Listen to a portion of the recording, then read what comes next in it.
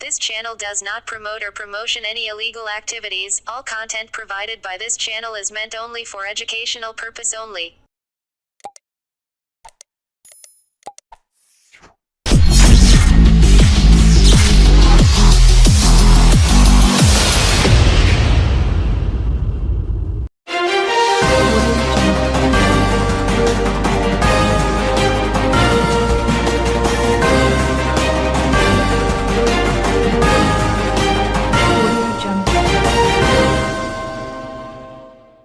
দলনেত্রী মমতা বন্দ্যোপাধ্যায়ের ঘোষিত কর্মসূচি অনুযায়ী আজ রাজ্যব্যাপী বিভিন্ন বিধানসভা ও ব্লক স্তরে আরজিকর কাণ্ডে সিবিআইয়ের দ্রুত তদন্ত শেষে প্রকৃত দোষীদের ফাঁসির দাবিতে হুগলি চুঁচুড়া শহর মহিলা তৃণমূল কংগ্রেস কমিটি ডাকে অবস্থানে কর্মসূচি।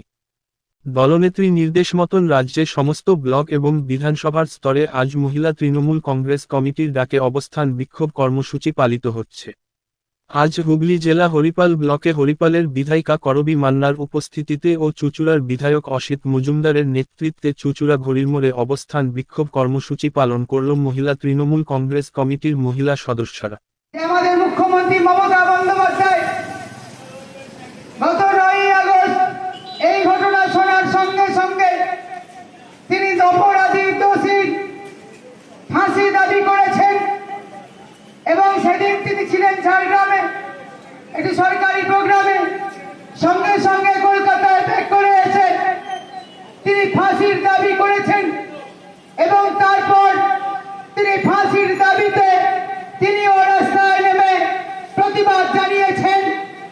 এবং সিবিআইয়ের কাছে আমাদের আর্জি, আমাদের দাবি যে সিবিআই আজকে প্রায় 20 দিন হতে চলল, এখনো পর্যন্ত কোন রকম কোন এই লড়াই করে বাঁচতে চাই, সেই লড়াইয়ের নেত্রীকে মমতা ব্যানার্জি আবার কে, সেই লড়াইয়ের নেত্রীকে মমতা ব্যানার্জি আবার কে। এই ধর্ষকের কঠোর শাস্তির দাবিতে আমাদের বিক্ষোভ চলছে, চলছে, চলবে। এই আর্জিকর কাণ্ডে দোষীদের শাস্তি চাই, শাস্তি চাই, শাস্তি চাই। এই আর্জিকর কাণ্ডে প্রকৃত দোষীদের ফাঁসি চাই, ফাঁসি চাই, ফাঁসি চাই। এই ধর্ষকের ফাঁসির দাবিতে আমাদের অবস্থান বিক্ষোভ চলছে, চলবে। এই প্রতিবাদ চলছে, চলছে,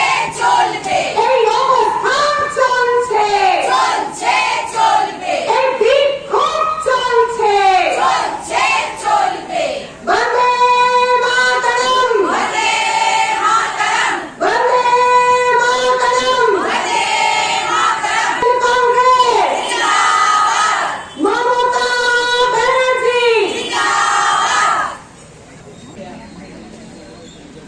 পৌরসভার যারা মঞ্চে রয়েছেন সকল মা মাসিকে এবং আমাদের নেত্রী মমতা বন্দ্যোপাধ্যায়কে আমরা প্রণাম জানাই।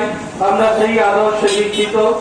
আমার সামনে উপস্থিত রয়েছেন হুগলি শ্রীরামপুর সাংগঠনিক জেলা WBTSC এর মাননীয় সভাপতি মাননীয় শুভেন্দু গড়াই মহোদয়, উপস্থিত রয়েছেন অন্যান্য বিশিষ্ট শিক্ষক নেতৃত্ব এবং এলাকার নেতৃত্ববৃন্দ। আজই করে আমাদের যে বোনের প্রাণ কেড়ে নিয়েছে, যে এটাই আমাদের দাবি। আজকে আমরা সেই দাবি নিয়ে মায়েদের সঙ্গে নিয়ে মায়েরা সোচ্চার হয়েছেন যে ধর্ষকদের আমরা ক্যাপিটাল পানিশমেন্ট চাই।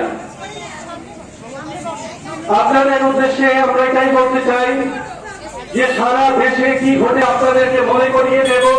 এই রাজ্যে এই সরকারের আগেও যা যা ঘটেছে সেটাও আমি বলবো না। আপনার লোকসভা আমাদের রাজ্যে যে ভয়ের পরিবেশ তৈরি করার চেষ্টা করা হচ্ছে সে সম্পর্কে আপনাদের একটু অবগত করাবো। কি নিয়ে এই ধর্ণার অবস্থান? দেখুন, আমাদের জননেত্রী মমতা বন্দ্যোপাধ্যায় আমাদের তৃণমূল কংগ্রেসের 3টি কর্মসূচি দিয়েছেন। প্রথম দিনের কর্মসূচি ছাত্রদের। কালকে আমরা তৃণমূল কংগ্রেস রাস্তায় ছিলাম, মাদার সহ সমস্ত শাখা সংগঠন। আমরা প্রতিবাদ পদযাত্রা করে আমরা অবস্থান বিক্ষোভ করেছি। আজকে তৃণমূল মহিলা কংগ্রেস সর্বত্র, রাজ্যের সর্বত্র ব্লক টাউনে আমরা অবস্থান বিক্ষোভ করছি। আমরা আমাদের চুঁচুড়া বিধানসভায় আমাদের বিধায়ক অসিত মজুমদারের অভিভাবকত্বে এই চুঁচুড়া ঘড়ির মোড়ে অবস্থান বিক্ষোভে সামিল হয়েছি। আমাদের একমাত্র দাবি যে সিবিআই এই যে তদন্ত নিয়েছে, তার দায়িত্ব গ্রহণ করেছে, তার রেজাল্টটা কোথায়? এই যে তদন্ত শেষ হচ্ছে না কেন? দীর্ঘদিন ধরে তাদের হাতে কেসটা চলে গেছে, তারপরেও প্রকৃত দোষীকে খুঁজে পাওয়া যাচ্ছে না।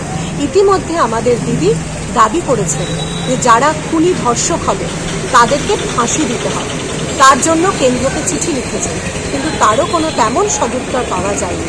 আমরা চাই, সারা রাজ্যের মানুষ চাই আমাদের দিদির পথে একই সুরে কথা বলতে, যে প্রকৃত যারা ধর্ষক তাদের যেন সত্যি ফাঁসি হয়, তার দাবিতে আমরা রাস্তায় নেমেছি। দিদি, একজন মহিলা তিলোত্তমার এই যে নরকীয় কাণ্ড সোচ্চার হয়েছে সর্বত্র, এমনকি মুখ্যমন্ত্রীও সোচ্চার হয়েছিলেন সবাই, কিন্তু কিছু রাজনৈতিক দল দেখা যাচ্ছে, মুখ্যমন্ত্রীও বলেছিল যে রাম বাম জোটের একটা অপচেষ্টা চলছে, সেইটা নিয়ে কি বলবেন?